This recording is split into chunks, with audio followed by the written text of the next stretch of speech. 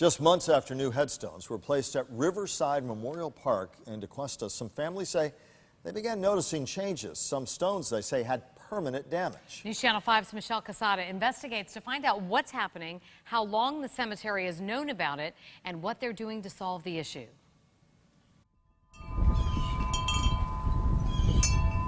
When you walk around Riverside Memorial Park, you can't help but feel a sense of serenity. The sounds are calming, but for the grieving, the sights are upsetting. It's really a catch-22 because you want to come and you want to be here, but you don't want to see what's going on.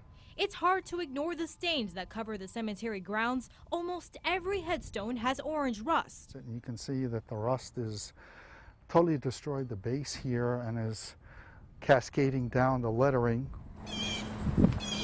Every Sunday after Mass, Bill Boyce comes to the cemetery to visit his late wife, Diana. A year after she passed from cancer, he unveiled two stones. This 2,000-pound stone with engraved photos was placed December 2013. In March, he started noticing changes in the stone. But there are lines which are etched in the stone. A spokesperson for the cemetery blames it on the water quality. Didn't do much about it because I was still in shock as a result of my wife's death. When Boyce started making phone calls, he realized the staff was aware of the issue and said they were working on it. That was more than a year ago. To see the love of my life, who's here, and her photos that are there on the stone being maltreated disturbs me greatly. Boyce says no one ever told him about the water issue. Other families who did not want to be interviewed also said it was a surprise.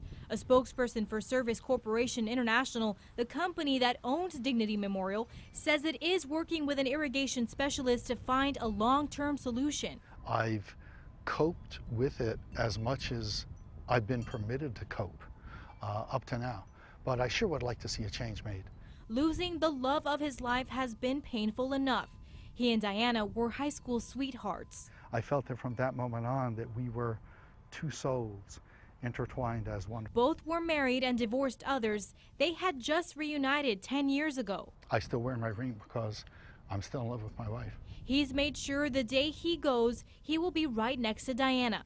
All that's left on the stone to add is his final day. My hope is that it doesn't get any worse, because the pictures tell the story of our life together, really. In the last 24 hours, families who have loved ones buried at Riverside Memorial Park have been notified about a change in the irrigation system.